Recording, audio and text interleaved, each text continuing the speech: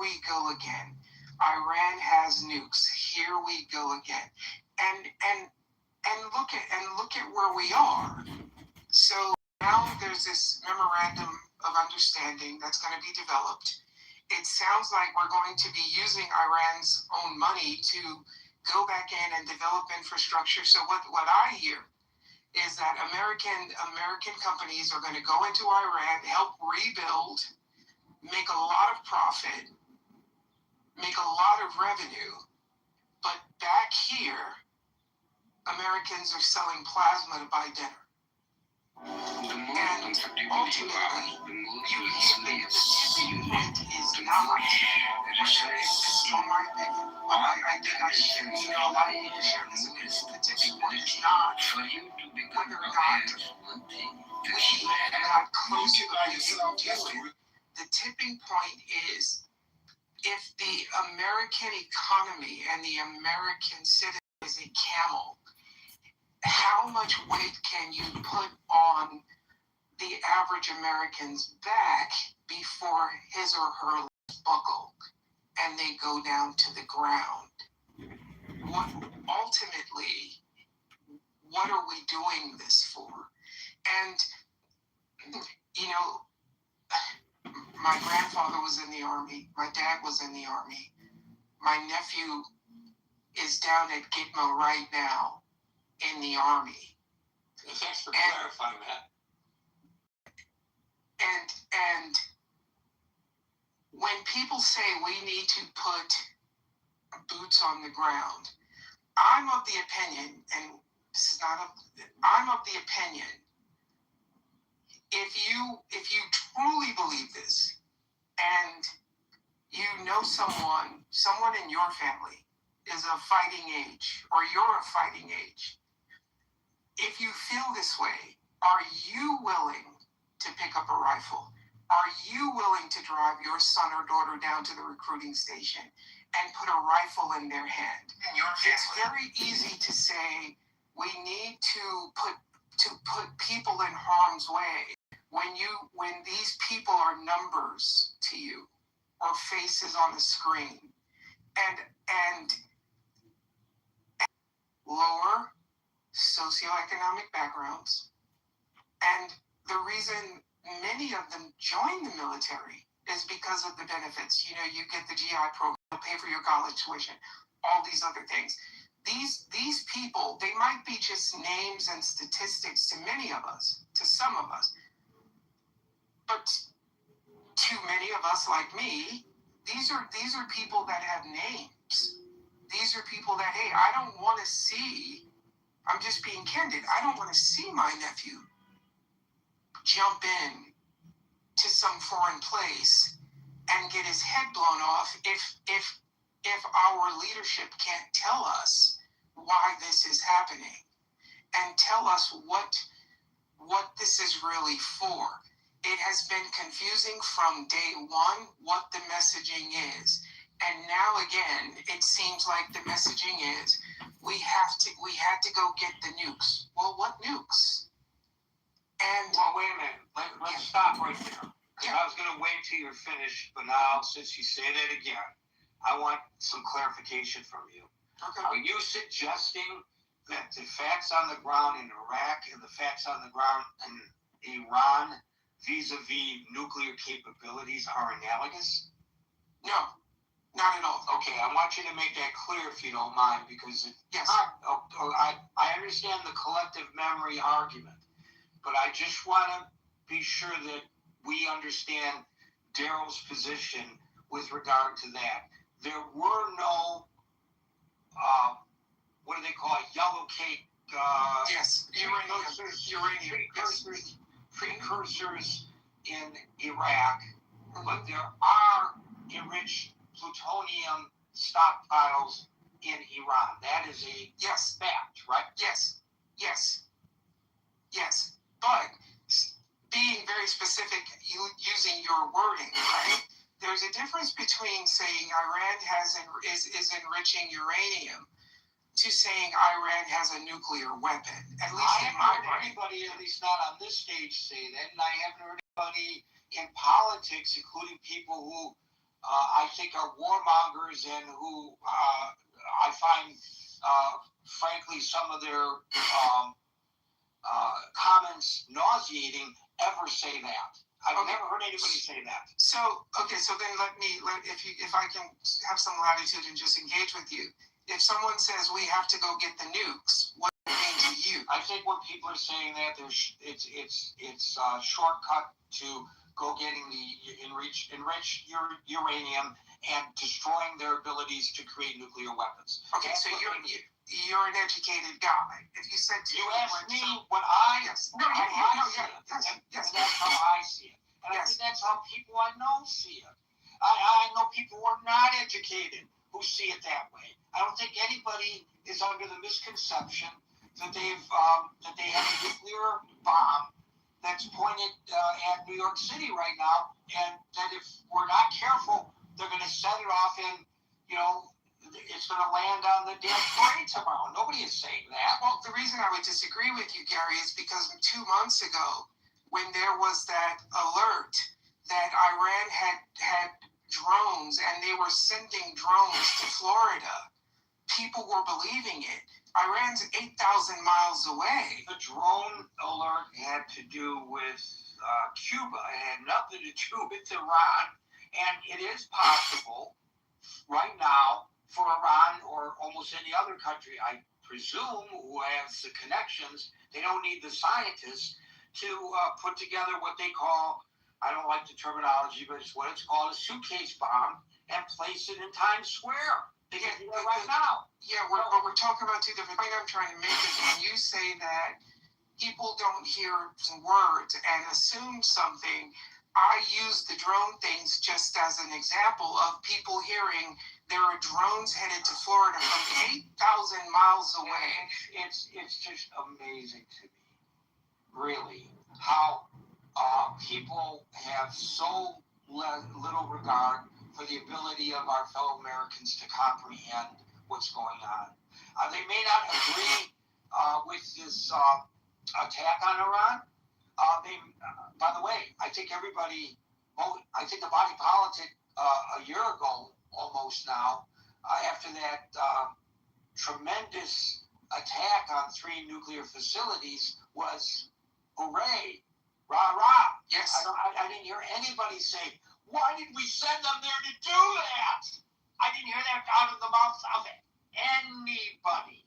Now, there may be people who felt that, but I'm in the news media, I'm interviewing people, I'm putting stories on the air, I'm looking for multiple points of view. Every story that I put on the air, sometimes I have to stretch my abilities to find somebody who comments in the opposite position from whatever is being presented. That's part of what I do for a living. I never heard anybody argue otherwise. So I think, you talked about being dismissive. You may be a little dismissive of the American people's ability to comprehend what is being communicated here. Even people who disagree with this engagement, I think they understand what it's all about.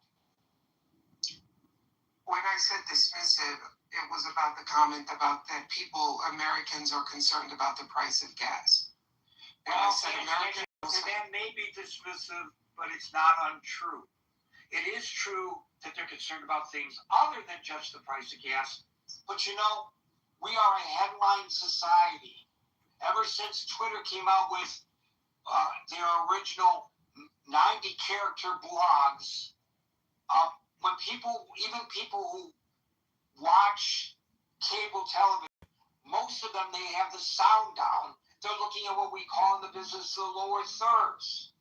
Whatever they put on the lower bottom, a synopsis of what's being discussed by this panel of experts is what people go home with. But that doesn't mean that people don't have an understanding of the basic concept of the positions. They don't know the nuances. Many people don't. It's mind-boggling even to those of us who are in the business of trying to figure out the nuances. We discuss this every night in the newsroom how difficult it is to suss things out because it's so complicated. But that being said, I don't think anybody believes that Iran has a nuclear weapon ready to launch against Tel Aviv. I think the people believe, whether they're in favor of it or against it, that part of this mission was to eliminate their possibility of getting nuclear weapons. I want to remind you that long before Donald Trump was even candidate Donald Trump, years and years ago when he was a young, good-looking lad, he went on numerous national television programs, including, I believe, an interview with Barbara Walters, where the Don, this real estate mogul, this multi-millionaire who is known as being the new Joe Namath of New York City, Broadway Joe, running around with a hot woman on his arm who may or may not be his wife at that time, and who was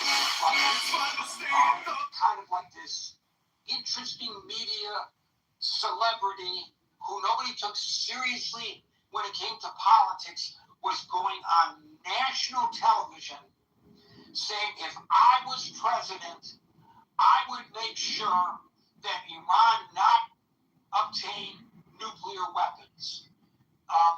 This is his theme, his entire life when it comes to politics. Well, but he also, when Barack was running, he also said that Barack is going to attack Iran, and he doesn't think Barack should attack Iran.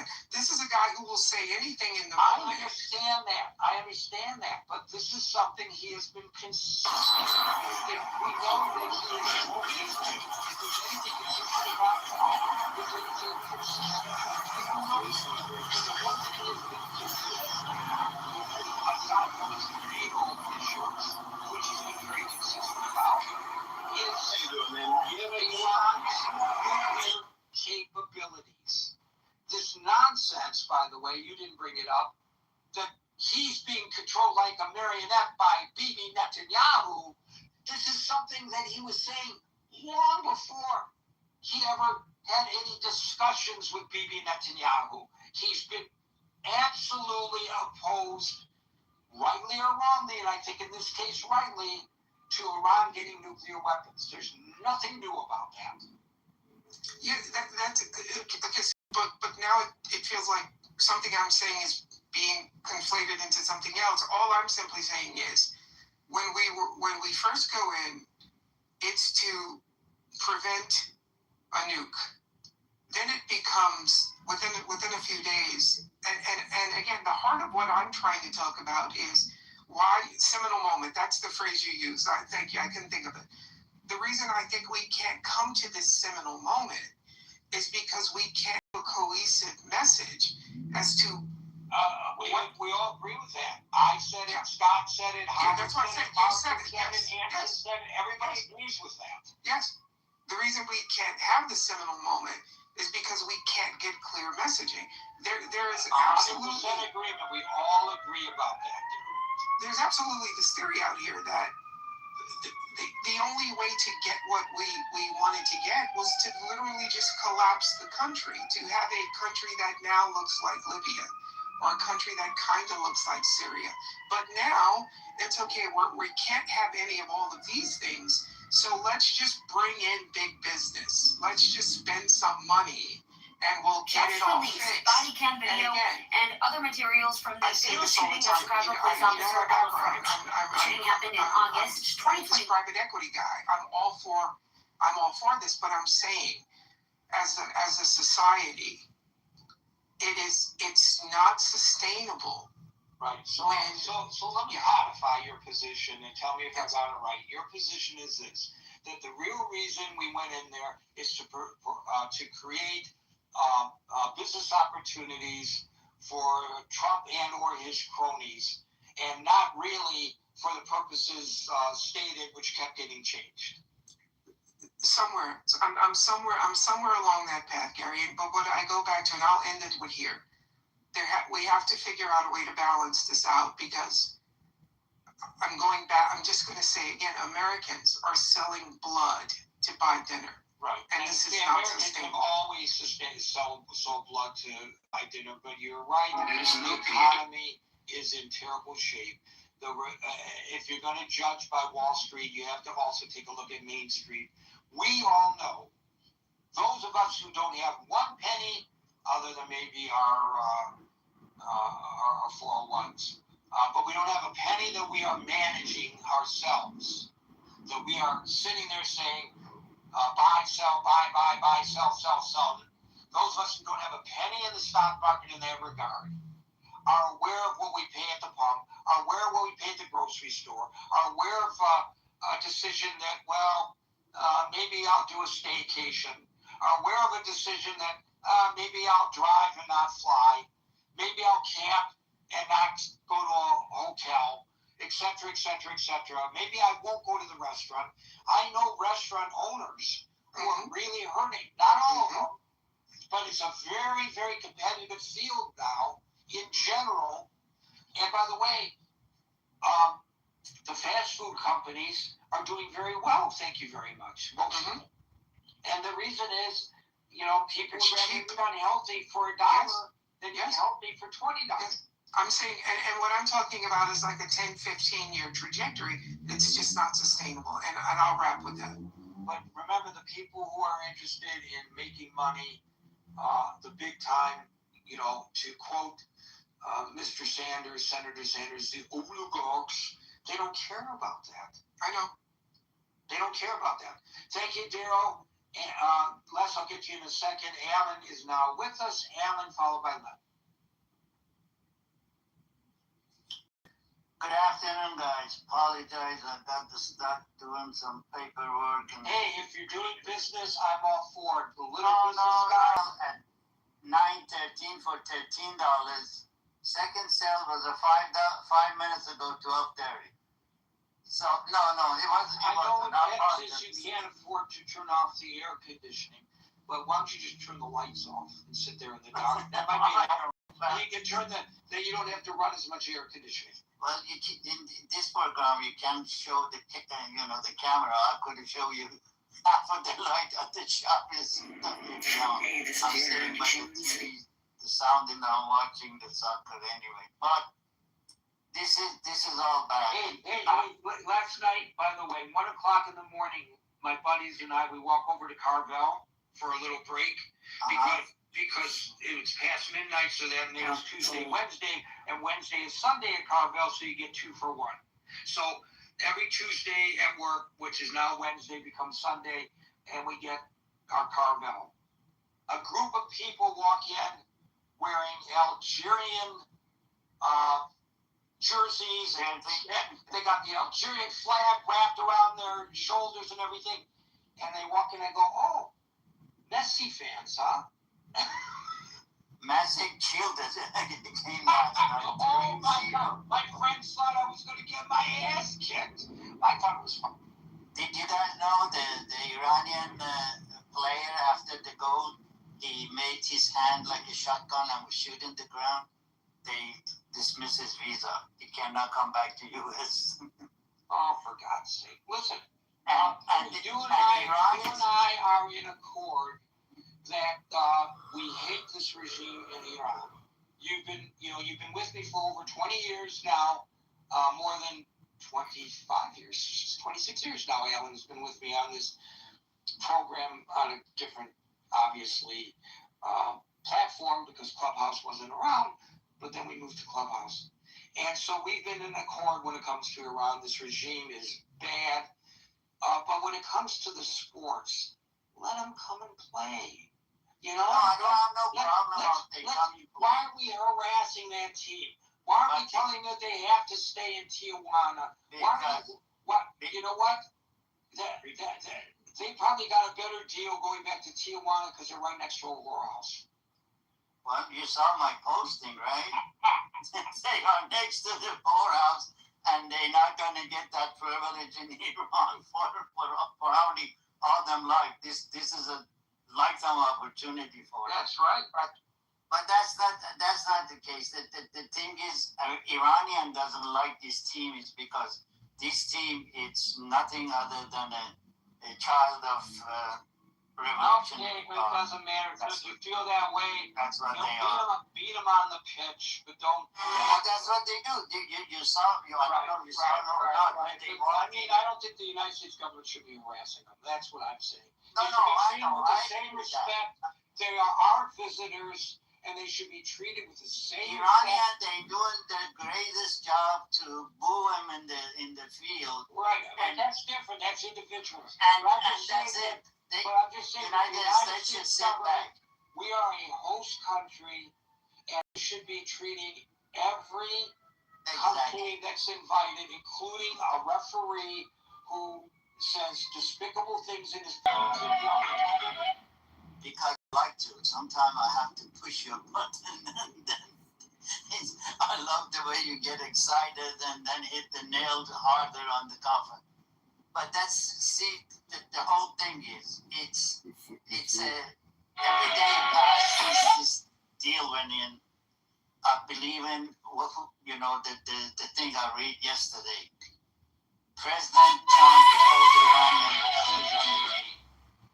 but we didn't understand that. What he meant is he was talking to the regime, Iranian on the street, and Iranian stupid like me, I thought it would be time to do it.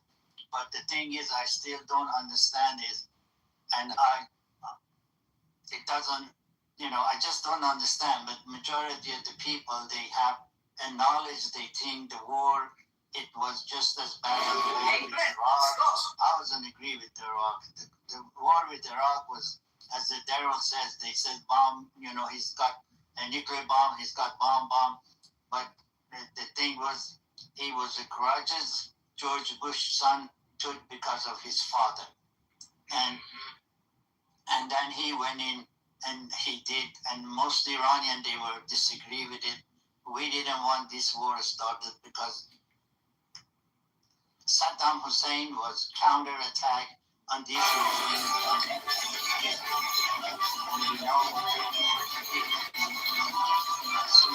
We made a promise to the working families of our state. Oh yeah, I remember him. Yeah. And he mocked me when I suggested that we mistake going after Saddam Hussein. You don't know. I've been an expert in this field. Blah blah blah blah. He was an expert. He was just his knowledge about the whole thing.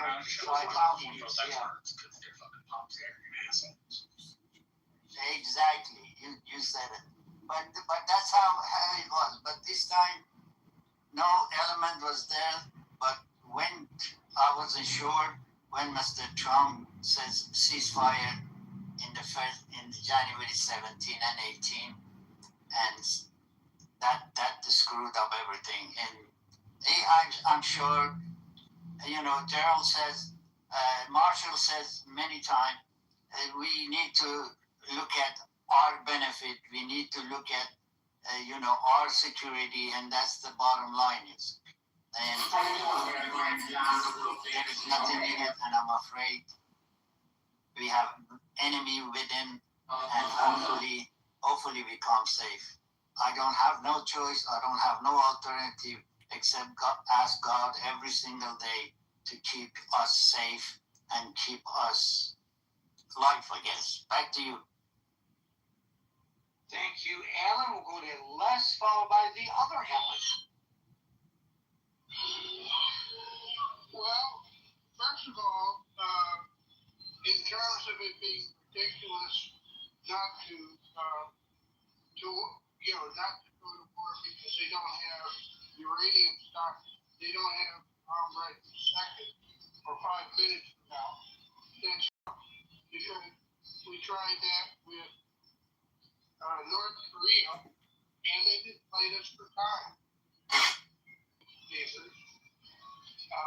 You name a country in the region, and it's likely that they're being, in danger because of them.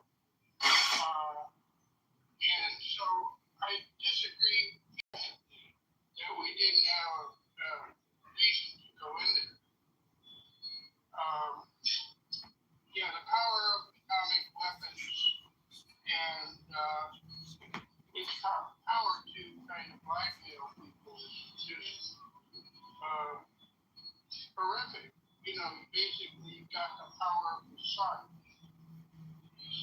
disposal. So that's we know that they have had nuclear stockpiles. We knew they were doing it because they wanted to have a bomb, and they still have, a city full centrifuges to purify the uranium, and those are things we have to be rid of. In terms of using, certainly we would need troops on the ground to secure the strait and to effectiveness.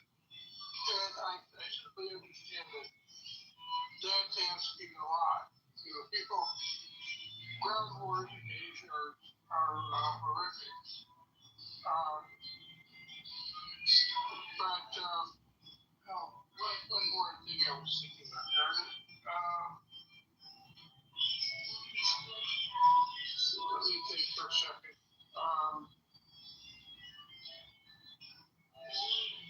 In terms of economic, basically starving, that worked for in World War I. That's what we did to Germany, and they folded. And then, you can't just say, you can say that the top people are, they're going to hang on to the last moment. But to keep society, a nasty society like that going, nasty government, you need to have collaborators. You need to have soldiers and, people that keep the other people under control.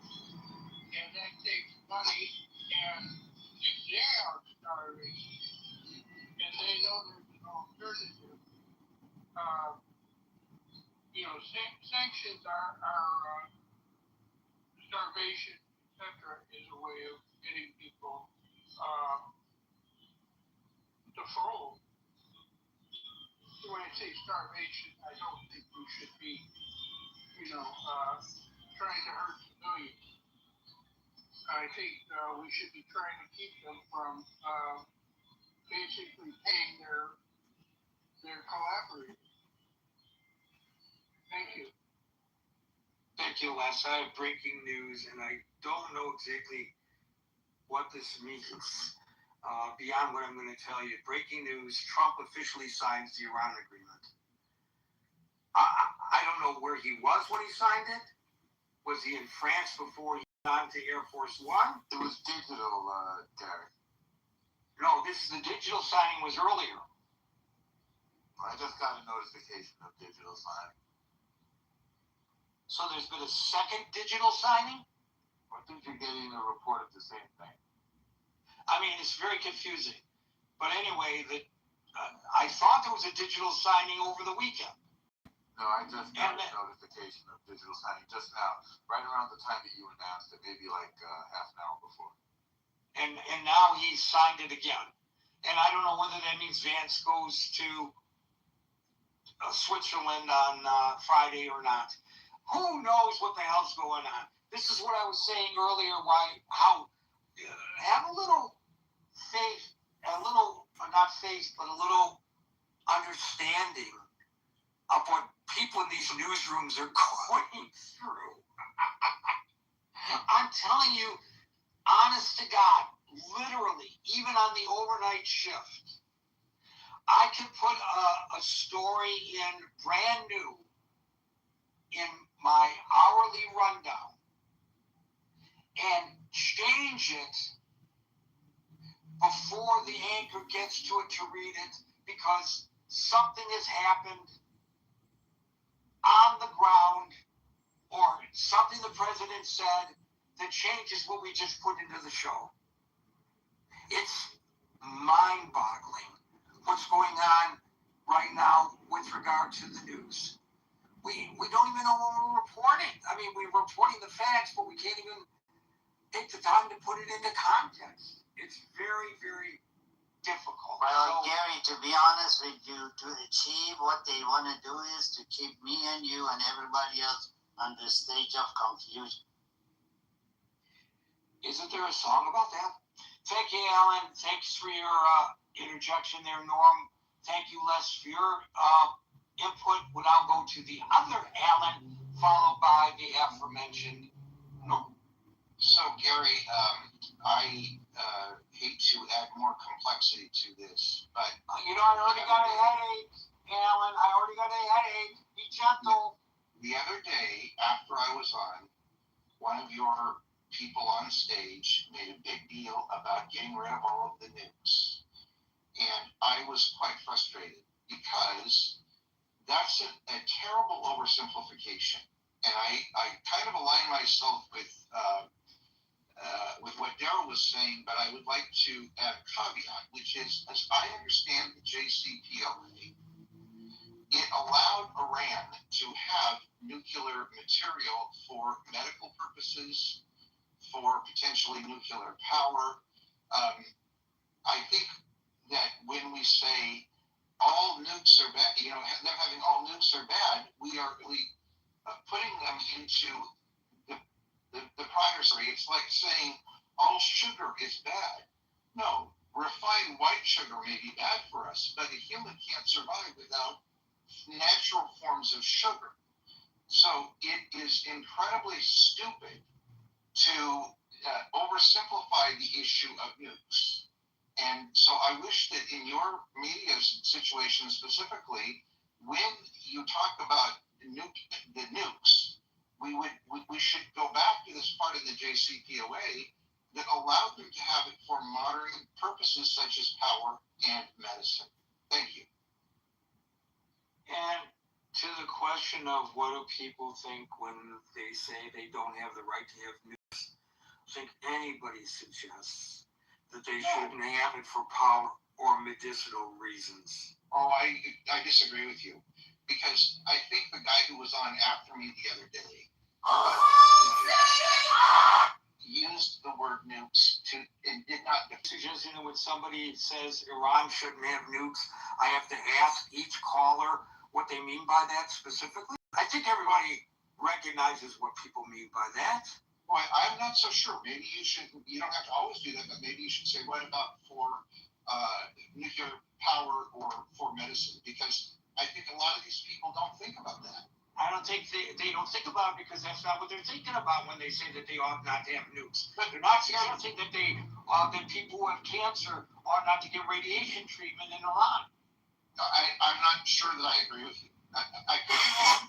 You know that. But have you ever heard somebody say that? I have heard people refer to nukes the way that people refer to sugar. People think all sugar is bad. All sugar is not bad. Sugar is part of the human condition. It may well be that that's not the perfect analogy, but I would submit that, and I don't want to use the name of any specific person, and I don't want to insult any of your stage members, but I don't think most people understand that some amount of nuclear material needs to be allowed for medical and for power purposes. They say if Iran has one iota, whatever it is, in nuclear materials, it is wrong, and I think that's unfortunate. May I say something, Gary? The admonishment I gave Daryl stands then, Alan, with all respect to you as well, and that you're selling the people short when you think that they don't understand the baseline of what's being discussed when people say, when the president says that Iran should not be allowed to have nukes, he's not saying they should not be allowed to have radiation therapy, which they already have. Everybody knows what he means, and we don't have to break it down into that kind of nuance. I mean, there has to be a baseline of discussion, and I think most people understand that baseline of discussion. I'm really a little bit amazed that you and Daryl even bring it up. Either that, or I'm totally oblivious to the fact that a good portion of the population has no idea what we're talking about. Alan, what were you going to say? I understand Alan and Daryl, they both mean well, but I'm afraid the knowledge about capability of this regime is almost zero. governments goes to the hospital and shoot the doctor because they were treating these demonstrators, they're not going to sit down and emphasize on the nuclear power facility to help cancer people and the medical and so forth and so on. Since Obama signed that treaty with Iran, Iran had plenty time to build a nuclear facility to help the electricity. Tehran, the capital city, in last 2 years, they have 3 hours electricity in a day. Come on, guys. When they said nuclear power, that means nuclear bomb. Prior to the JCPOA being ripped up, do you think that they had built any nuclear bombs? Yes, they built Natanz after they signed that treaty. So you're maintaining that they violated the treaty. Exactly, sir. And let me add this point. Uh-huh. That they did that in spite of the fact that we had international monitoring. So you don't trust the international monitoring as well. I know, because they given 2 weeks to go. 2 weeks they given to this nasty government. They given 2 weeks notice before they go and inspect. What are you talking about? They just don't have monitors in fact, Alan. That's the problem. So you think that we were better off to have ripped up the JCPOA, which was a starting point, than where we are today? Is that fair? Yes, it is fair. It is fair because 120,000 people so far got killed by this regime. You think this regime has a mercy on you? I doubt. No, I don't think that the regime has mercy on me. But I also think that the JCPOA was a starting point. It wasn't a... It never was. It was meant for me and you to think it's a starting point. But for Iran was another win because they built three nuclear facility under the ground, and Natanz is the most advanced one. Well, as Gary said, the bombs destroyed those. So that happened before we theoretically went into this stupid war. There is no perfect solution, and I appreciate dialoguing with you.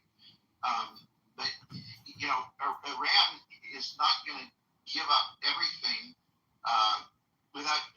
I think the JCPOA, I have yet to be convinced that it was this horrible deal and worthy of being ripped up. And so I think the point I'm trying to get to is, you can't talk about what happened after the JCPOA was ripped up. You can't say they had nuclear weapons after the JCPOA was ripped up because we didn't abide by it. We don't know where we ripped it up. That was why we ripped it up, Alan. Okay, so we can have a discussion about the JCPOA. And there are going to be people who think that it was a great starting point, and other people who think that it was because of the sunset clause on it, it was worthless. But I think the point that Alan, the moderator, is saying to Alan, the caller, is that anytime there's any agreement with Iran or its proxies for any kind of stand down, it is used by Iran and its proxies to rebuild and reconstitute whatever military or terroristic assets that they have.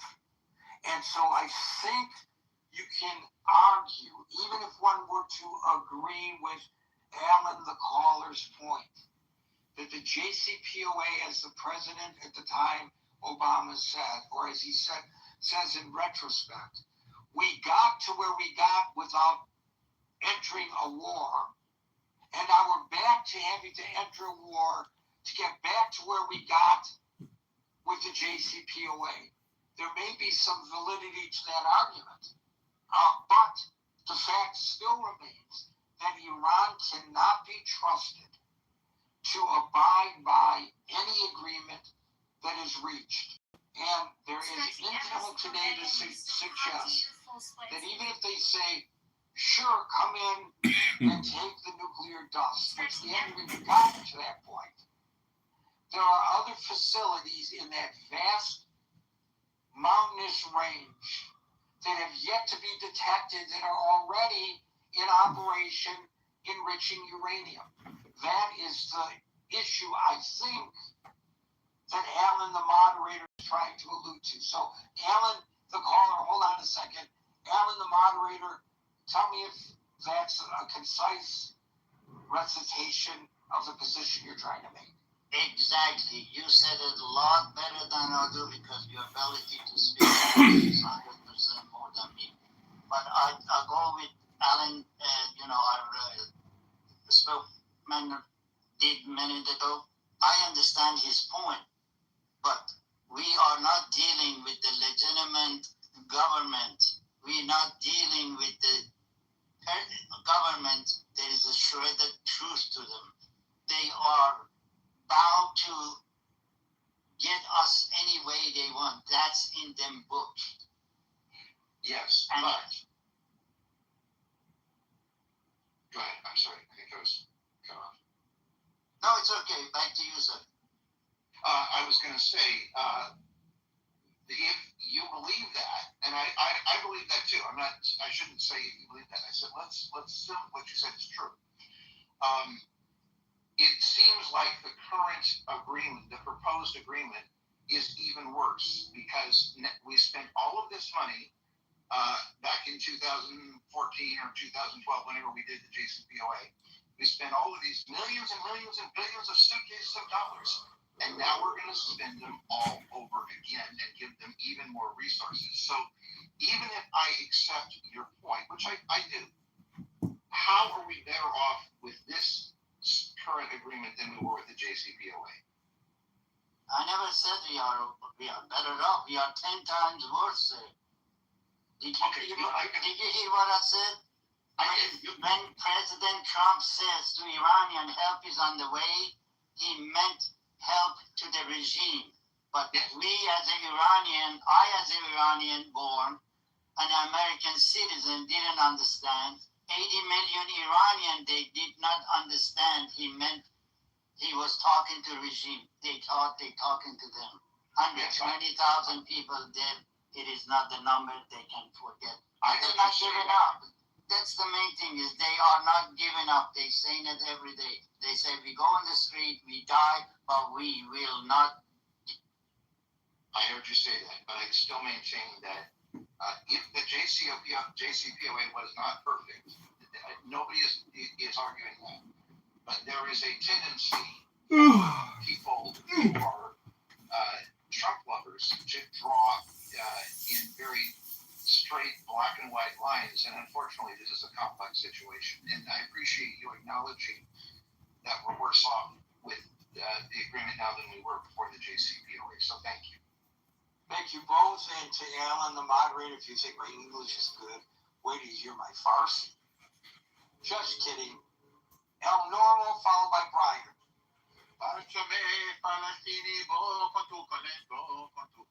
That's my Farsi. Alan will understand. So, right, Alan, the moderator? Yes, sir. Yes, sir. There we go. All right. Boom. You know how much I admire you. I don't need to tell. Well, it's mutual. It's mutual and more so. And thank you. So, it's just puzzling to me that people will not read and they won't listen to Iranians. Somehow they think they know better. With their superficial Twitter-size take on a situation like this, geopolitical situation. The problem with the JCPOA is that restrictions phased out, and therefore was regarded by the Islamic Revolutionary Genocide Corps as a path to nuclear weapons. A path to nuclear weapons.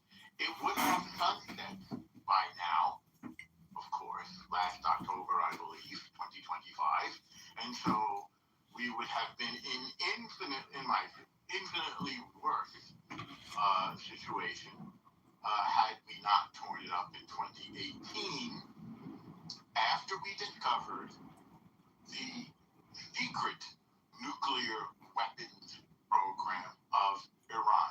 The plans, the scientists, the nuclear sites, and worst of all, the enriched nuclear material, right, which they had not. Right, and by the way, if you don't mind me interjecting, no, you'll recall that after the JCPOA was put into effect, there were a number of Iranian nuclear scientists that mysteriously died, and a number of mysterious accidents that occurred in their nuclear weapons program that they shouldn't have been producing anyway under the JCPOA. So in the first place. So there is the proof in the pudding that while it was well intentioned, and I'm not saying it was a good idea to tear it up, but I'm saying that while it was well intentioned, it was not a panacea by any stretch of the imagination. Not least of all because they violated it. Because which is something that Alan would have told us all, not you and me, I'm just saying told us all, and did, that it would be violated. He knew that they would not abide by it, and he was right. He was right. And we should listen. I was just hitting some high points here. I think it is an emotional and nonsensical appeal to somehow compare or to contrast selling one's blood for dinner with defense money that was requisitioned a few years ago to buy the munitions that we've expended in this war, which of course we will have to replenish with newer, more modern, and even more effective military technology. So that was just a very manipulative, in my view, unfair, inaccurate, nonsensical, emotional appeal that has nothing to do with this war. Let's go. There was a statement that we don't know why we're there. I think the problem with the messaging wasn't with the messenger. It was on the receiving end, with all due respect. Why? Because anybody watching the situation knows very well that there were 4 huge reasons. And again, the President mentioned it, the Secretary of State mentioned it, the Secretary of War mentioned it, and I mentioned it here. 4 big reasons for going into Iran. Number 1, the nukes. Number 2, their ballistic missiles. Number 3, their terror proxies. And number 4, their horrific. They just don't count. I don't. On the subject of civilian nuclear use or nuclear material that was just mentioned, forgive me, patently false, because they were. Nobody cares if they enrich to 6%, which is what you need for civilian use. The problem is when they enrich to 60%, which keeps them, which has no civilian use and puts them within arm's reach of a nuclear weapon, which they were continuing to develop, and which they could put on a ballistic missile and deliver to Europe for now, and soon enough to the United States, certainly to all and everything in between. By the way, making them into a little North Korea. And many of you will remember when our President Barack Obama left office, he said the number 1 problem was North Korea. The reason why is because of its nuclear ability. Well, this country, we've compared them to Nazis, the Islamic Revolutionary Genocide Corps, not the good people of the country. They're even worse in some ways than, than North Korea, certainly, because they are expansionist and imperialist, and they want to kill everybody that doesn't worship like them. I don't think the North Koreans want to kill people that don't worship Kim Jong-il. So I've mentioned that they had secret nuclear sites before we tore up the agreement. This is confirmed by the IAEA, the International Atomic Energy Agency, and the IRGC did not let them in to inspect them. There was a mention that people don't want their good family to go into war. I understand that. Many of our parents, grandparents, siblings served this country nobly. Some didn't come back. My dad did. I have his flag right here on my coffee table in a triangular box. You may have, with the glass pane, you may have seen those. This was in Incheon in Korea. Some people might have said, don't go into Korea. Probably they did. Some people said, don't go into World War II. I'm sure they did. Some people said, don't go into World War I. I'm sure they did. Unfortunately, all of those people were in the wrong because the United States is willing and able to defend the rule of law, the laws-based society, which includes freedom of trade and freedom of the seaways and freedom of information. By the way, you may have noticed that Iran threatened to cut the internet cables that went under the Strait of Hormuz, like they have a right to do that. That has to do with freedom of information. You'll notice that they cut off the internet in their country after they slaughtered what Alice estimated, and I believe it was 80,000 of their own citizens. So if you still believe in freedom, then it would be puzzling to me why you would disagree with our use of military might to defend the freedom that we hold dear. So I think I've mentioned almost everything. The last and maybe most important things. What's different now is that we have shown them that we are willing to enforce our American will to freedom militarily. I'll say it again. They don't abide by their agreements. That's different than before. We did not have that military will before. They have the upper hand and leverage moving forward based on the MOU. Well, you'd have to take a look at the damage that we did to them to determine whether you think that's a paper tiger. Well, what damage? We're going to be reimbursing them $300 billion. Hang on 1 second. You can't have it both ways, Norm. I would say that you can't have it both ways, Howard.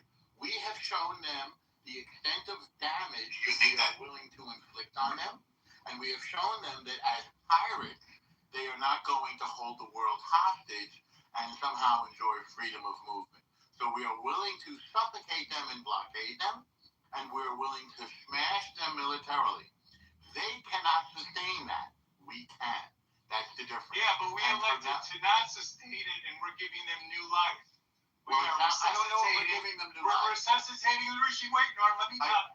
We're resuscitating the regime. We're going to release, $300 billion in reinvestment. And what did we get out of it? The strait's going to be open. I want to remind you, the strait was open before all this nonsense happened.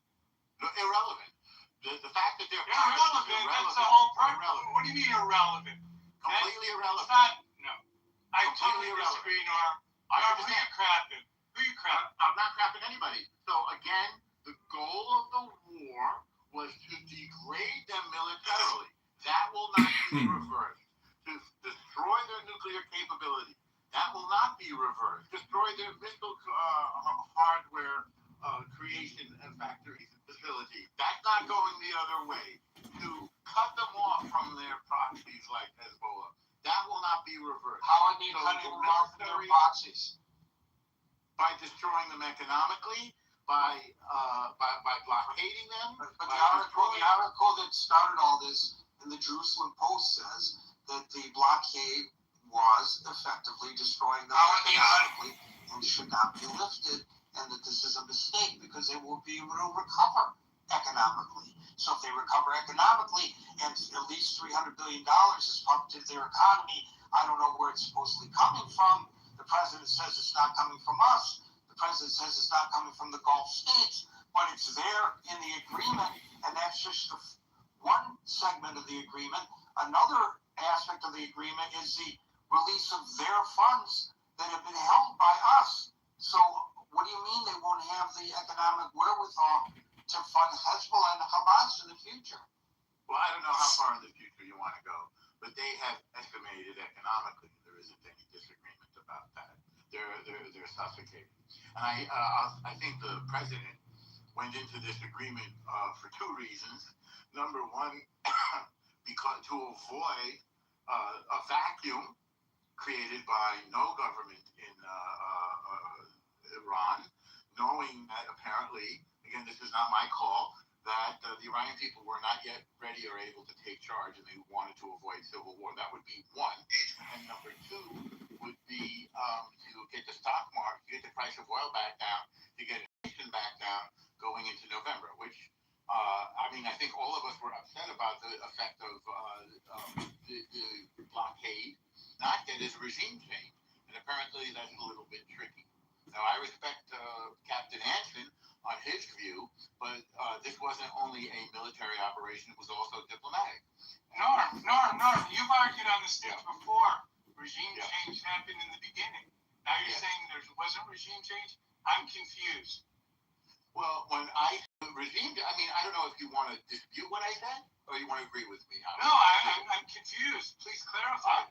Was there regime change or was there not regime change? You have demonstrated your confusion. Do you want to agree or disagree? Which one? No, he's asking you to clarify, Norm. Come on. Yes. Okay. So obviously it was a theocracy before, led by a particularly destructive regime leader named Khamenei. He's gone. That's a regime change. This guy. No, it's not a regime change. The individual is gone, but the regime remains. Come on. You know that and I know that. Well, You can't look in the mirror. You can't look in the mirror. You can't look in the mirror and believe the guy who's saying that. I don't believe that you believe what you're saying, Norm. Do you think the new government has been fragmented and they're in a power struggle right now?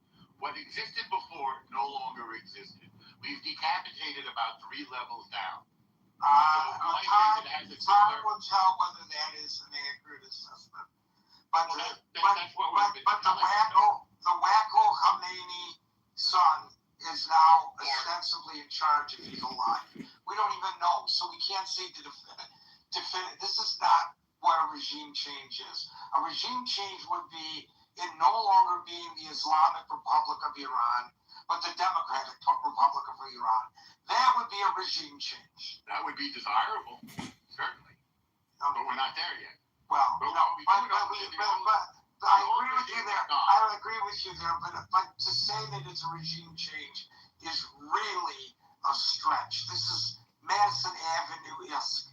This is not reality. Come on, Norm. Well, we can split the hairs if you like. It's not splitting the hairs. It's calling things as they are. Apparently, previously, Khamenei was in charge. This new guy apparently is not in charge. The IRGC is taking charge. Apparently, and the IRGC is a regime change? Yes, because Led by a particularly destructive. The regime is usually identified with its leader. I'd like for you to find any experts on what's going on in Iran and send me their thoughts that there's actually been a regime change. I'm sorry, but I know you well enough to know that you're just blah blah blah in here, and you don't even believe what you're saying. Well, no, you don't get to speak for me in terms of what I believe. What I will say is that it's a semantic matter, and you can have it either. It's not a semantic matter. It's a question of what's going on the ground. I thought it's a No, come on. Don't make this an issue of Webster versus the Encyclopedia Britannica. This is a reality. There is no regime change. Okay. There's been no substantive change. Alan, has there been any substantive change in the regime? Alan's busy with a customer. God bless him. Moving on to Brian. Thank you, Norm. Brian, that was very interesting. Yeah, hey, Garrett, one thing I will quickly agree with Norm, as he said in the beginning, people don't read the details. Be pallets of cash, like we saw previously, delivered to the Iranian regime. It's going to come in the form of loans and repayments for reconstruction, like buildings, bridges, things like that. So it's more in terms of loans and lines of credit for rebuilding, and probably most importantly, it's going to come from private sector. So it's not just going to be a government transfer of funds, either physically or digitally. It's going to be companies going in there from around the world, Asia, Africa, Europe, and America, going in there and rebuilding the damage that was done, and then it's all coming from private sector, it's not coming from U.S. taxpayers. So I think that's an important point to make, because one, that greatly increases the likelihood that the money goes towards its intended target, as in rebuilding, those pieces of infrastructure. And of course, Iran could say we're rebuilding this airport hangar, and now we're going to use it as a training facility for our terrorist activities. I don't know, something like that. So it could be repurposed, and that exists. But countries around the world, they're going to be closely monitoring that. And if those intentions or if those requirements are not met, the funding will instantly shut off. I mean, the private sector is going to be much more likely to oversee that in a more diligent way, because they are not. People felt that I overreacted about the team takeover that happened on June 15th at the Trader Joe's location that I was present at. It was about 8. This could change. We've got 60 days of detailed negotiations, technical negotiations. So what I'm going to ask you may not be entirely fair. Why isn't it not stated that Iran agrees to stop funding its terrorist proxies? Well, that's probably a separate matter. And what I've been reading is that there are other security measures in place. So I don't think it's limited to just rebuilding roads and bridges and buildings and things like that. There will be multiple components to hold them accountable, and there will be much stricter oversight than we saw in the JCPOA, which I think has some good intentions, has some good pieces. But doesn't that require them to be cooperative, because they were supposed to be under the JCPOA cooperative, but the IAEA says they were not? I think what I was going to say is that the JCPOA has some good intentions and some good pieces in its framework. The flaw in it was that it was just easily sidestepped. Like now, I think the intention or the requirement is going to be anywhere, anytime inspections, which was not the case. And how are you going to effectuate that? You have great faith that this new regime is, as Norm puts it, will cooperate, and that will exactly. No, I think there's zero chance that Iran will follow through on their commitments, regardless of what they are. They are not driven by economics, concern for their people, even concern for their own lives. I think they're very happy to be martyrs for the cause of their radical religious beliefs, and or whoever's the next president, the next couple of presidents. The only way this is going to end is if the regime completely collapses. And I think really, from a strategic perspective, what Trump did, and I'll get to some of the other things I was going to mention, was I think he's done a lot of good strategic things that have created short-term gains. But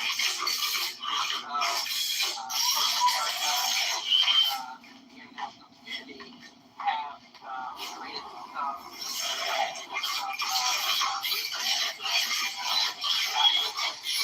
no longer an adversary as they were previously under Chavez and Maduro. He's severely restricted Cuba. He's kind of accelerated their demise. He's isolated Iran from China. China came out and basically chose the U.S. over Iran. They chose not to get involved. Yeah, they might have been selling some arms and some, other supplies behind the scenes, but I think for the most part, China and Xi Jinping values the long-term strategic relationship and trade deals with the United States more than they value Iran, even though the oil that was provided to China by Iran, was substantial. I think like 10 to 12, 14%, something like that. So Trump has chosen to take short-term pain, doing what had to be done with these countries that were adversarial and pains in our asses in the international community for decades, and positioned us to benefit. We are the beneficiaries in terms of what we are producing as far as oil, natural gas. I mean, Europe now sees what Trump predicted with Russia invading Ukraine, with what's happening in the Middle East. Trump predicted all of this, over the years, and especially in his first term. So, I think they're more likely to come around as Trump continues to, continues in this direction. So, his goal was to fundamentally change things in the United States government. And even though Doge didn't accomplish all the things it set out to do, I think at worst, it highlighted the massive amounts of spending that were going out to these bullshit causes. At worst, it allowed the United States to present information without the executive's ability to classify it, because Doge got rid of Adobe Professional. They cost more than they made. Their entire point was to save money, and they literally, as a department, cost more money to fund by the federal government than they did less. They didn't do their job. I don't understand why Republicans cite that. It is a failure on our part. We put a 19-year-old in charge of Social Security, and then it had breathe. Right? Really, really bad ideas. Marshall, I don't mean to go off topic, but to support that example, what's happening with the screw worm down in Texas is another example. We cut $15 million, and it's going to cost us way more now to fix it. Absolutely. And you can track the cutting back to Doge. And the problem with Doge in the first place was these people didn't have any context for who they were firing and what they were getting rid of.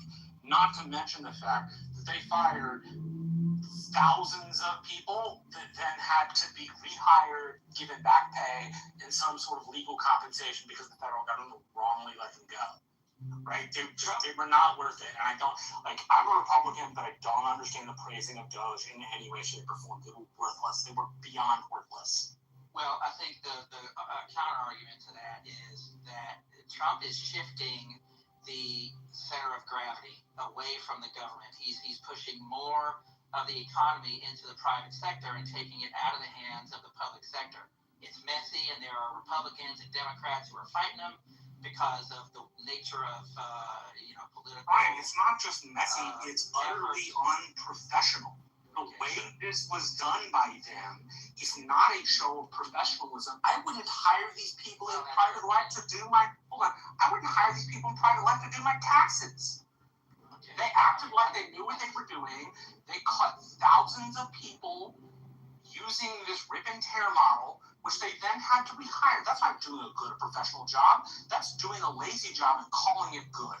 No, I disagree. I think if your job is to cut money from the federal government, you don't then, number one, cost the federal government more than it costs to fund you. Number two, you don't end up costing the federal government more by firing people you then have to rehire because you didn't do it the right way to begin with. If it were professional, if it were in line, they would have done the professional thing, gone through the research, fired the people they could fire so they didn't have to go to lawsuits with these people privately and then have the federal government pay them out. That's not professional. And you can't argue that it is. That's not accurate. So I think it's absolutely accurate. They fired a bunch of people. Hold on. They fired a bunch of people. They fired a bunch of people that had to be hired. I heard you the third time. Well, that's not true, because I can look, if you want the source of one, I'll pull them up for you. They fired a bunch of people that should have fired. I'm going to give you the counter argument, Marshall. The counter argument is that you don't have time, and you don't have the time to go through the bureaucratic red tape to go in there with a scalpel. What you do is you go in there with a I'm going to say political shit, and I'm going to waste the taxpayers' money, and I'm not going to bother. Hold on, and I'm not going to bother to do it right the first time. Hold on, and I'm not going to bother to do the task right the first time. In what universe is repeating a task 3 times in any way good for the U.S. government or the people that are absolutely. That's not my point. My point is, you don't tell me that you don't have enough time to do it right. That's wrong. You do have time to do it right. You chose not to do it right. Okay, guys, I don't know what this has to do with today's topic. I agree with Marshall. I'm trying to close the loops here. What I'm saying is Trump is working at a strategic level that a lot of people just don't understand. Clearly, because It's not a misunderstanding. They were put in charge to save money. You don't save money by costing more money. All right, I got that, Marshall, and you're right. So we have another one who believes that the American public doesn't understand what we actually see in front of us, and we thank him for explaining it to us. I cut it off because it's 6:55. We only have 5 minutes left, and we have 1, 2, 3, 4 people in queue. Dave, and maybe followed by David and the others. Dave. This topic we must look from top down, not go for the final detail at a very low level, because that doesn't change the world. The whole idea is today's topic is very critical, not just domestic, it's about global, right? That's why we talk about, and unfortunately we went down to a little detail, but anyway, we go back to the global part. So what have Trump achieved since the beginning of the war, right? So when Trump started this war, a lot of European leaders were very unhappy they were not involved. But after recent G7 meeting now, right? So this is no longer the same. That G7 and other a total of 40 nations are come together that they're going to help in either by contributing to Navy ship to clear the mine, or somehow financially contributing. Okay? So this is a united front. This is no longer U.S. Israel. This is a united 40 nation after the G7. So this is what Trump claimed he wanted to achieve during his first inauguration speech, uniting, right? So and just like the prior speaker said, you know, sometimes he might do it very bluntly, but we are facing what he claimed in December 2025, civilization erasure. It's not just Europe, the entire Western civilization. There's no time to be Mr. Nice Guy. There's no time to be very nice, surgical, don't insult anybody, don't make people uncomfortable. It has to be top down, hammer sledge, and now we have 40 nations come together, just like the prior speaker said, China is supporting that as well. So this is the biggest achievement. The 47 years of deception by Iran-Murad regime is over. So do you believe that because of do you believe that the nuclear threat that Iran presents has now been eradicated? Basically, you cannot trust this regime. Whatever things happen, you can't trust. Whether you sign any agreement during Obama time and whether we sign... I don't think you're answering the question. We got a couple minutes left. I'm just asking you a simple question. Through this memo of understanding and what it allegedly will lead to, do you believe that Iran's nuclear weapons threat to the world has been eradicated? No. Okay, now, wait. Second question. Do you believe that Iran's exportation of terrorism has been eradicated? Not yet. No. Do you believe that the threat to the populace of Iran, because we were just told it was a regime change, has been eradicated? That people who are dissidents no longer have to fear being executed on the streets? Okay, so yes or no? If you want yes, no, you are like an Islamist. You don't know about... I'm an Islamist. I love that analogy. Hey, Gary, can we confirm what statements has the G7? And we'll get you at the top. Please, David, Amir, and Andrew. Folks, we're here Monday through Friday at 5 o'clock New York time. So until 5 o'clock New York time tomorrow, for the next edition of the Critical Thinking Forum, everybody be safe, be well, and peace out.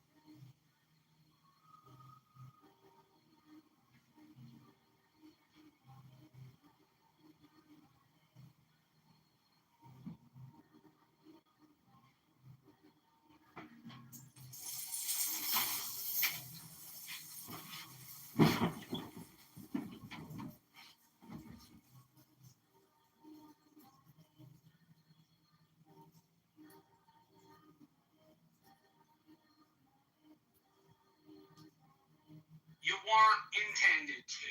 If we paid attention, we'd realize power comes in numbers. And numbers only come when you put in the work to do the shit that matters in the first place. And the problem I identified with the American public not giving a fuck, as long as they are, bad things in this country will happen. You'd be... People aren't... Sorry, go ahead. I was just going to say, you'd be surprised, Florida, how much individual people get quoted by legislators after they come with their issues or their reason why a law needs to be enacted or a law needs to not be on the books anymore. You'd really be surprised. And if you spend time around these legislators, they do listen to their constituents. It is important to them. And you do, and I definitely start on the local level. I mean, I go to Washington now, but and there's many people that I meet with I haven't written checks to. They definitely haven't written checks to, but I go and I meet with them and I ask for their time. I mean, you get 20 minutes. Sometimes you get them, sometimes you get staff on the federal level, but on the state level, I mean, something just happened with my county commission that pissed me off. And I put a call into, and then I put a call into the guy, and then I got his number and I sent him a text about something that happened at a hearing at the county commission. I've appeared in front of my city council on a few occasions, you know, under public, during the period of time when the public can speak. It's, you know, you get on the agenda. I mean, it sounds a little kooky, but you can do it. And they will listen to you. And you really would be surprised. But if you don't do it, you'll never know. Period. Suggest suggesting Florida, like, again, you and I disagree on a lot of stuff, but you're actually pretty persuasive, and you have a lot of opinions. Because you know I'm correct. You know I'm No, I don't think you're correct all the time, but I think you have an audience in your legislators on your state level. You know, They care more about your checks than they do not on a local level. You'd be surprised. Absolutely on the local level. Not so much. I mean, it's also like, I mean, you're in a bigger state than mine. Mine's a little state, so it's easy to access people on in state elected offices. We're smaller here, but I mean, you got to try it. You know, what is driving you crazy that's state law in Florida that you really want to have a voice about? Think about it and reach out to them. I mean, if you had kids, I don't know if you have kids, and your kids were in a school and with the school district, and you go to those school board hearings. I mean, a lot of parents do that. For some people, that's the first place is at the school board. Yeah, and to be fair, I thought it was fucked up when I heard that the Biden administration and a lot of the Democrat-leaning school districts and politicians were like deeming these parents to be like quote unquote domestic terrorists in one extent or another. But I don't think that I just don't think we're on about this threat. This is why I like really support number one, we've talked about it before, Abby, the more stringent campaign finance laws, number one, and then number two, changing the voting system entirely to allow for like ranked choice voting, so to speak, where number one, people would have to like be more clearly labeled when they by setting limits. They are labeled. I mean, again, I told you on the federal level. Sure. Let me just say it. I have $5,700 I can do to a member of Congress, or like if I have an event at my house and it costs me $5 G's to do it, but I can't have an event at my house for $10,000. Yeah, but what about the People's Republic of North Korea? She can't give like nobody at that event can take cash. Money, I tried to tell you. You can't give to a PAC. State parties. No, they cannot. Super PACs can donate They parties. have to be American citizens. No, they can't. It's illegal. No. That's the specific issue with super PACs. Super PACs don't donate to campaigns. It's federally illegal to do so. No, Florida, if you don't believe me, pull any FEC report from any member of Congress or the Senate and tell me where. Oh, God. I know. What a bitch. I'm going to text him right now. Hold on. Let me text him. You're a bitch. I'm going to send him right now. Because it's not what federal law says. Federal law says. He just said, Well, I'm just lying. I don't know what he's doing. He doesn't want to listen.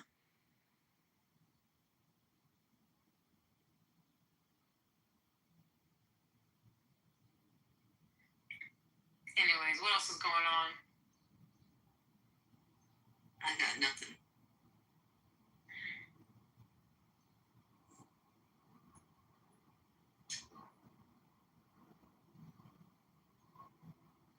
I'm fixing to come back. Stop being a little punk. He does that. He runs out of, and on this particular subject, because I came with hard facts on it every time on who can go into super PACs, how super PACs are disclosed. Every single time, he tries to say that foreign governments, and I try to tell him it's illegal and PACs can't take it if they're political, and he runs out. Marshall, you've seen him do that.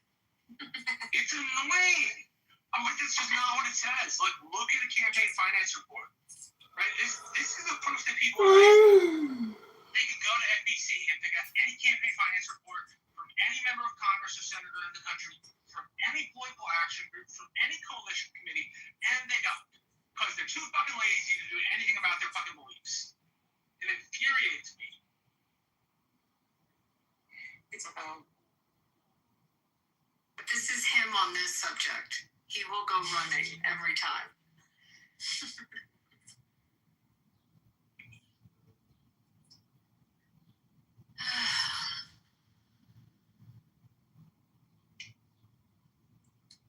What's for dinner, y'all? What's for dinner? He's eating the dog right now, so it's chow, and I'm giving him this pumpkin stuff that you're supposed to give your dogs. Someone talked me into it. Some kind of like pumpkin patch thing I put on the top of the food. That's what dinner looks like, right? Pumpkin for dogs, huh? Yeah. That's good. What are you eating?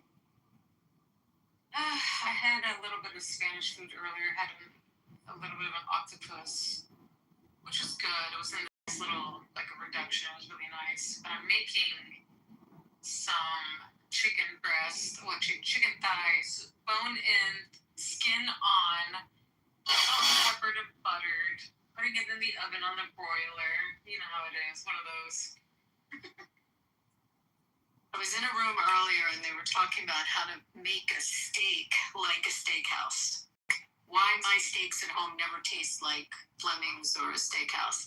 So they gave me all the instructions, like literally everything I have to do.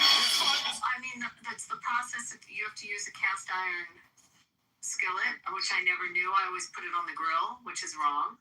And you have to use the butter. You have to like baste it in butter, and you have to baste the cast iron pan in butter as well. I mean, so they went through this whole thing, 1.5 minutes on each side, and then put it in the oven. I never did any of this. No, I just stick it on the grill. Yeah, so, I just add butter at the end, depending on what kind, but not all through. Like at the end, I'll put some depending on what kind of cut it is. They said to baste it while you're on the skillet, and they said you have to make sure that the other thing they said is use the kosher salt, and you have to make sure that there is no water anywhere on that. Pat dry your shit. I didn't know that either.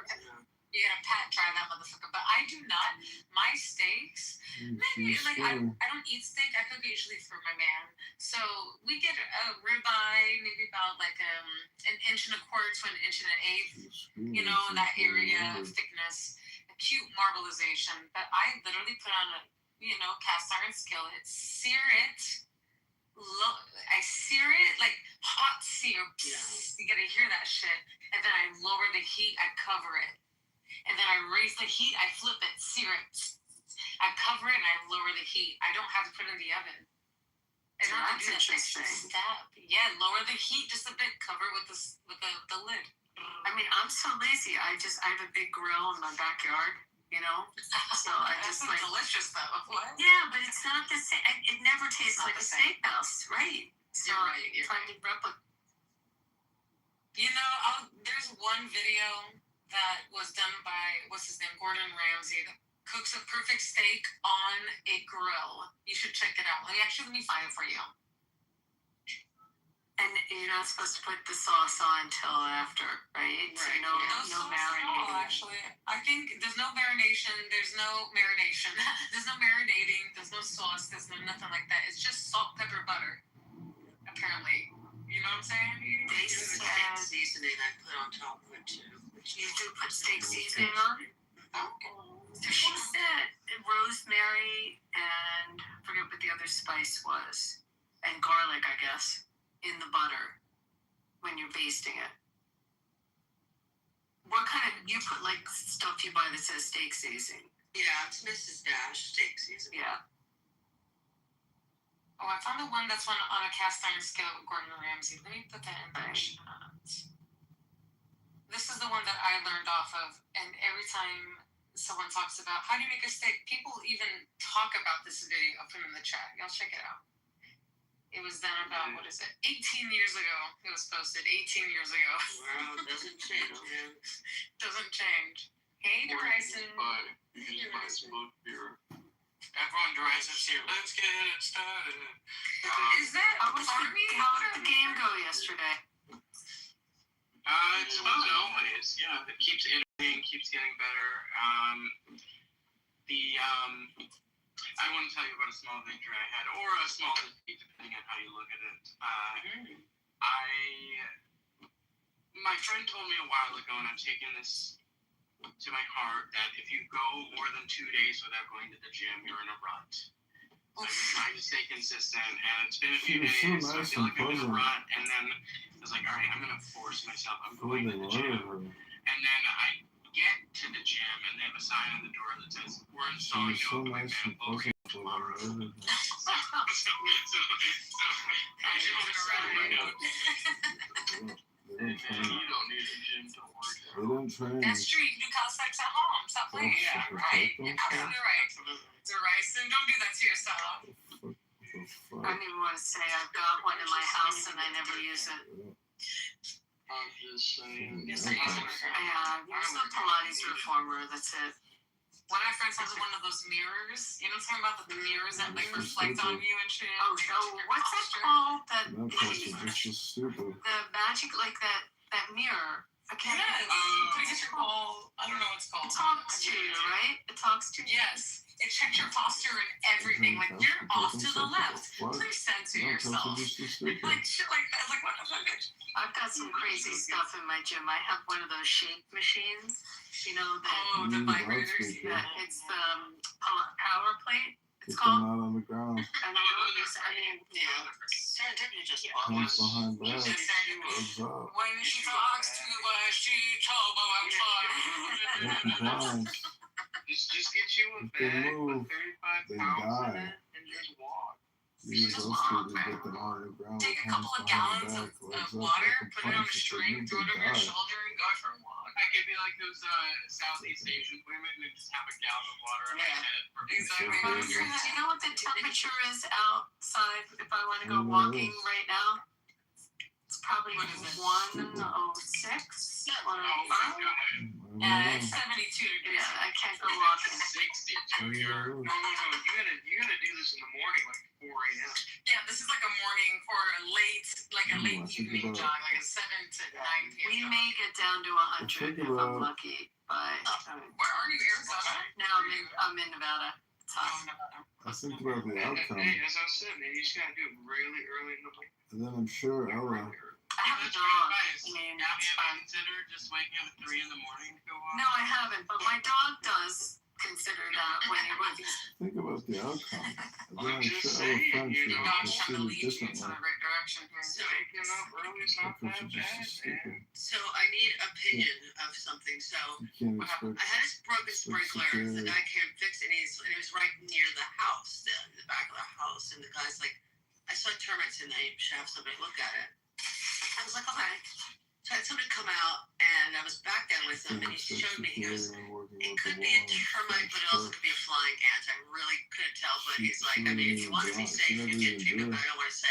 So if he said it could be an ant, you think it's probably an ant, or he would have said for sure it was termites. Screaming. Yeah, termites have a distinct, like, they leave behind something very distinct. So this was like, it had wings, and he's like, it is the season for the swarming one. He's like, if it didn't have wings, I could definitely say with the wings, he's like, I'm the second opinion. I don't know. So termites tend to live near wood. Is your sprinkler near anything that's wood? The house is stucco. I mean, obviously it's not the wood frame, it's stucco, so they're not. I mean, like, where's the sprinkler? No, it's right next to a lot of.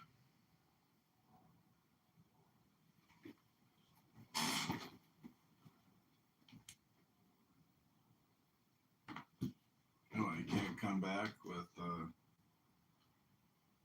in my anon. Here we are. Hey, I'm back, everybody! A lantern fire. Hey! Dark areas and lots of wood. Yeah, no, it was nothing like that. So, yeah, so I'd go with ants, personally. But I'm not sure. Give a second opinion, though. I know. Don't take my opinion who's been bit by shit from the ants, you know? And been in, like, really interesting areas. Do you live in a termite, like an area that has termites? Because not all. Yeah, check the termite, check the Farmer's Almanac, so you got termites. No, in certain geographical areas, they're more prevalent.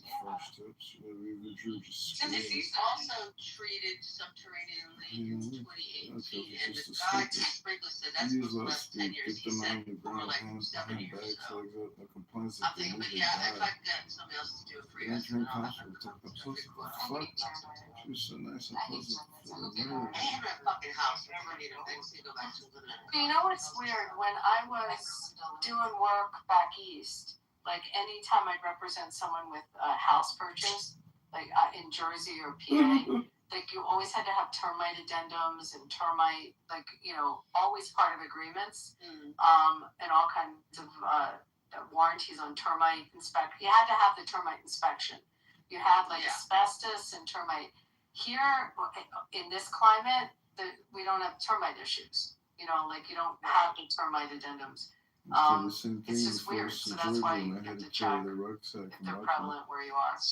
Yeah. Well, you guys don't get a whole lot of rain. We go, this is why we go through the rainy season. But that's what I'm saying. It's like this is the season for it. Yeah. Have you checked on Reddit? I hate to say this. I know it's dumb. I've gone to Reddit for a lot of stuff and found good information. So go to Reddit and see if Florida's having a termite situation. See if there's an abundance. And I think I'm going to take, there's an app called iNaturalist. iNaturalist, yeah. Yes. So I'm going to dig in there and try to do the same thing for I do that for New York City. They have a little bit, and they show you where all the beehives, the rooftop beehives are. New York beehives? Physically and mentally. Yeah, we have rooftop beehives. They make their own honey and everything. They sell it. There's such different bugs there. We have scorpions. That's a big issue here. Scorpions. I think back there too. I've never seen one, but they're awful. The baby ones are the bad ones. Oh, there's a little baby lizard inside the screen. The lizards are good. The lizards will eat them. I love lizards. Well, they get inside the screen there, they can get back out. They'll find his way back out. But I trip water down the screen, and they usually drink it. So I'll see if he's thirsty. But they get pretty big in Florida, though. Lizards get huge in Florida. Yeah, these ones don't get that big. He's a little baby too. He's a tiny, tiny little baby. I'm gonna give him some water, see if he's thirsty. Yeah, little. I love lizards. I definitely don't love them. It scares the hell out of me. This cat. So a few days ago, I have a stray cat. Then it's my cat now. So a few days ago, my neighbor's like, the cat has a mouse in his mouth outside, and I was like, but I didn't see the message right away. By the time I got up, I don't know where he was. So. Well, today he threw up. And what do I see inside the throw up? But like some gray fur. I'm like, you ate that fucking mouse. It serves you right. That's why you're throwing up. They're saying vomiting because that mouse probably ate something terrible. Yeah. Now you eat a mouse. My, you know what?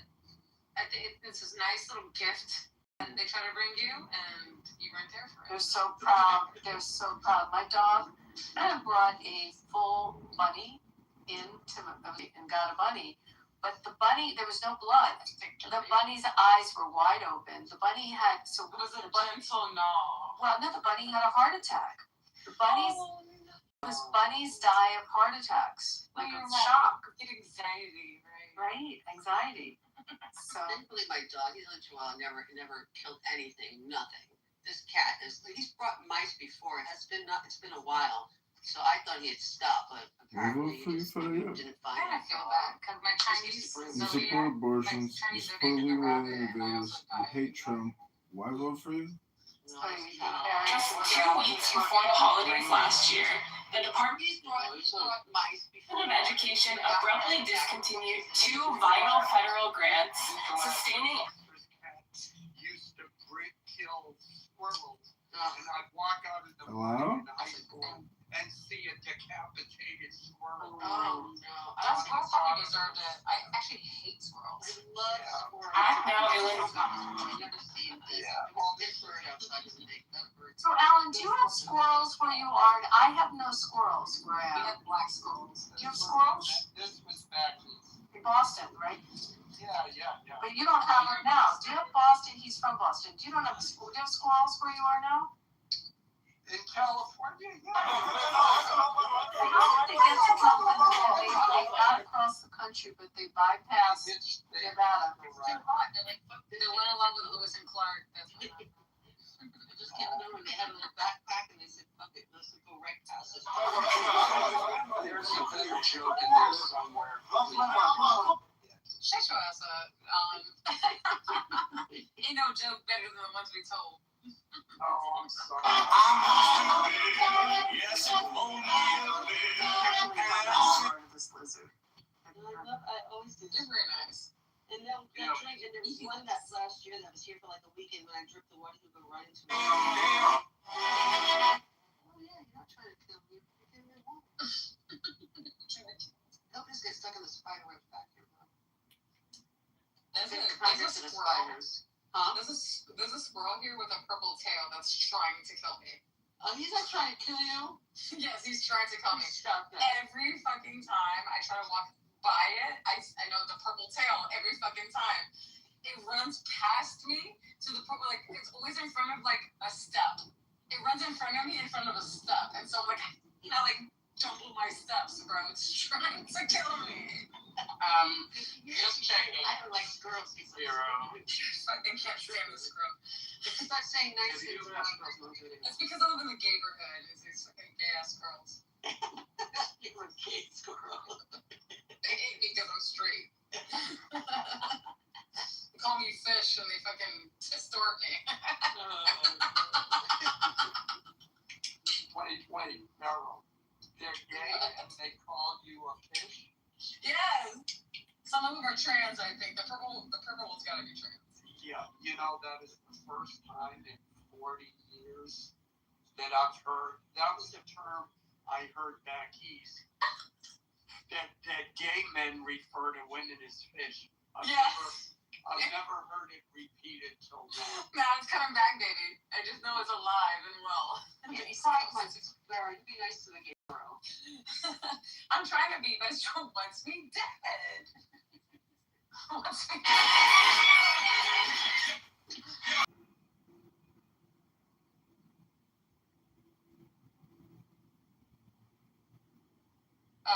The parade is tomorrow. The next parade is tomorrow. That's gonna be exciting shit. Oh, okay. Was it down Fifth? Where they're doing it? Down Fifth? They're doing Yeah. it's actually gonna be down the Bowery up to it's gonna be a cute little like 12 blocks. The Bowery, the city hall? Isn't that crazy? That's so weird. Why there? Because nobody goes to Fi-Dye anymore. No one goes to the Bowery anymore. No one goes there. And it's gonna end. It's gonna end at City Hall because that's where Mayor Mamdani's gonna be giving the keys to the city to NBA players. I thought it should have happened around MSG, but up to like at least 59th Street. Right, we're down Broadway. Yeah, I mean, why wouldn't they end at MSG and then like have everyone gather in there or like? Alright, something. World Cup. The World Cup, that's why. Oh yeah, the World Cup. We're all having a World Cup here. All the Scots from Boston are visiting too because they just want to. Maybe people uptown just realize how it gets rowdy. They don't want that around. Maybe. When we had the one for the Eagles in Philly, it went down Broad Street, which is like where the Mullers March, and then it went around City Hall, if you know Philly at all, and to the Art Museum, where Rocky ran up the steps. Yes. And then they did like speeches and stuff from the steps to the Art Museum, which is like the natural parade route. So most of the city can see it. So that's crazy. It's like hidden in New York down there. It seems like it's not even going that far, but I don't know. Well, it's not. Things are made to be seen. The Bowery to City Hall is like a 15-minute walk. Right. But it's just, I don't know what to expect. I'm going to be, they want it to be, what does that call it? A ticket? But again, the throw, a ticket tab. Do you know what I'm talking about? Ticket tab throwing? Like back in the Ticket tape. Thank you. Ticket tape. Ticket tape. They're going to do a ticket tape parade. Ticket tape It parade. can only last a certain amount. Ticker tape. Ticker tape, yes. And the accountants back in the day, right? Yeah, ticker tape. So it's going to be a ticker tape parade. So it can only last a few blocks anyways, because if not, it's going to be just terrible. So they have sanitation on board. They have all sorts of volunteers to clean up afterwards too. So it can't be that long. When's the last time they did a ticker tape parade? That's a really wild thought. That's a good question. Actually, I did hear it's been a while. When is the last time NYC did? Like they had at the end of the war. March 7th, 2008. 2018? No, I just. Oh, you make that up. I mean, I'm thinking of like Kennedy in a ticker tape parade. 1973, when the Knicks won the championship. He was the last ticker tape. Wow. So they're gonna do it again because the Knicks won again. Wow, I like that. I like that. Okay, I still don't understand what. An acid attack in ticker tape parade. No, it's usually paper. It's paper.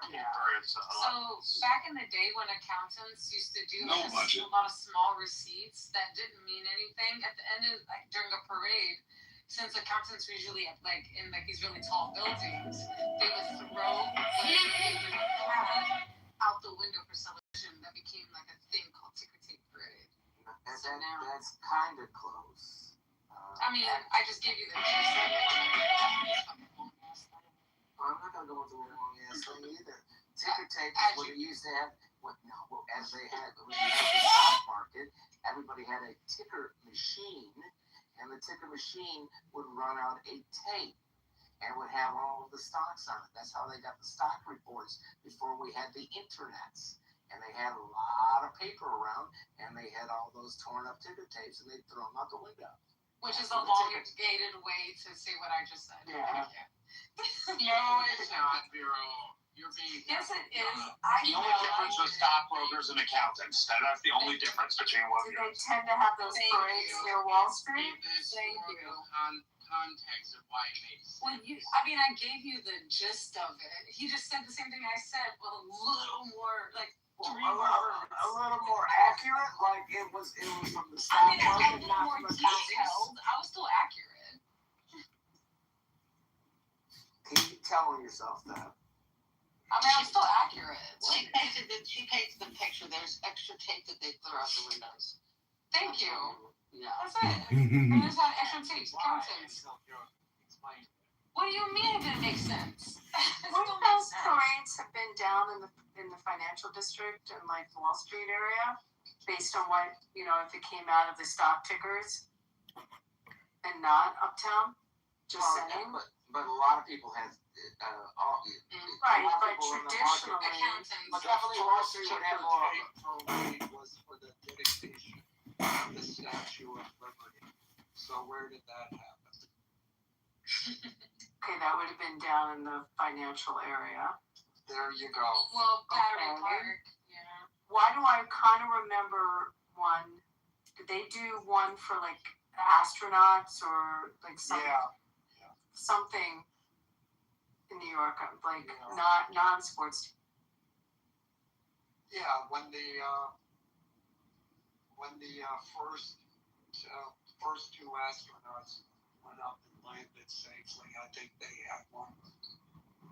Who was the first one not to land? Buzz. Neil Armstrong? No, that's the Buzz Aldrin. Buzz. No, I'm talking about the Mercury program. Alan Shepard. So when he came back, I think he got it in the same. But then Gus Grissom, he was the second. He didn't get one. No, he wasn't the second.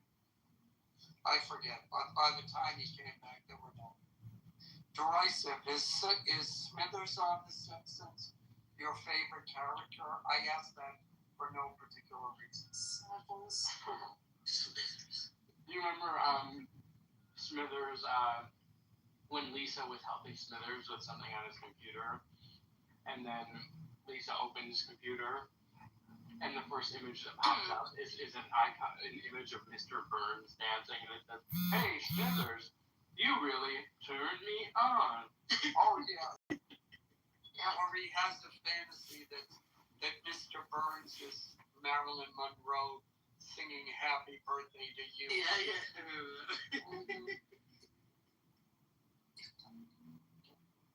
Tomorrow's gonna be so much fun. I'm so excited for it. Okay, so I love it.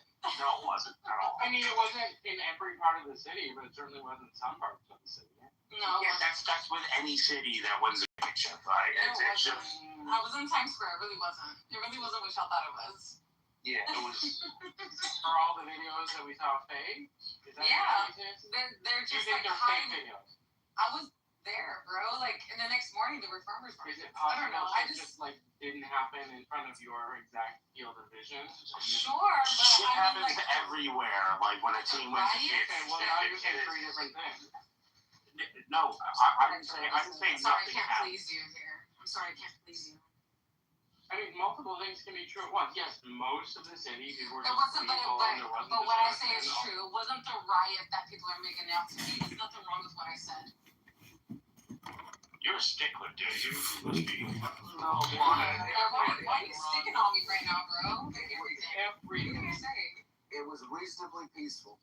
Right, yeah, mostly peaceful. Everything I say is Like comparatively to every other city that has won a championship, I would say on a comparative level, it was peaceful for as large of a city as New York is and diverse. New York needs to win a hockey championship. I said no one ever. Then we'll see how peaceful they are. I didn't know we had hockey fans like that here. Yeah. No, you do. They just and they've been waiting for a long time. Oh my gosh. Nobody riots like hockey fans. Yeah, but you know when the Islanders won and they had to parade out Long Island, I don't think they had any riots. Well, that's because that's Long Island. That doesn't count.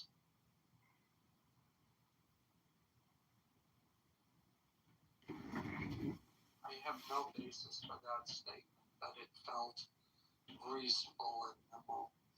I think it probably. Death was, after Cain killed Abel and then he went off. Adam and Eve had another son, and the quote in the Bible is like, God has given me another son to replace, Cain, who Abel slew. It's actually a famous quote. But I guess my question would be to you, if you say it came down, you saw, my question is, when people say they have these experiences, right? My question is always going to be, well, what did he look like? I'd love to know what he looked like. I didn't get to see God. God showed me my spirits though, and then he channeled or possessed one of my spirits, and showed me scrolls in the other one, and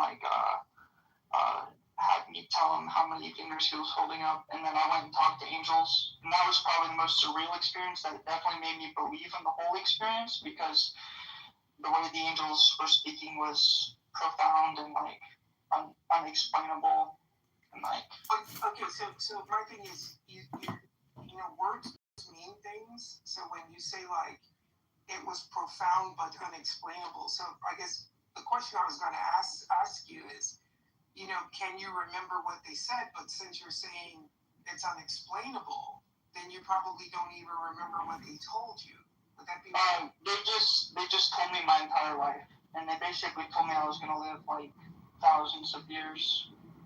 So I have no reason to disbelieve in what they said. But that's interesting. Are you going to live these thousands of years in this body? Are you going to reincarnate? How does that work? Well, they told me I was going to meet Jesus, and I met Jesus, and then Jesus gave me eternal life, or his voice, I guess.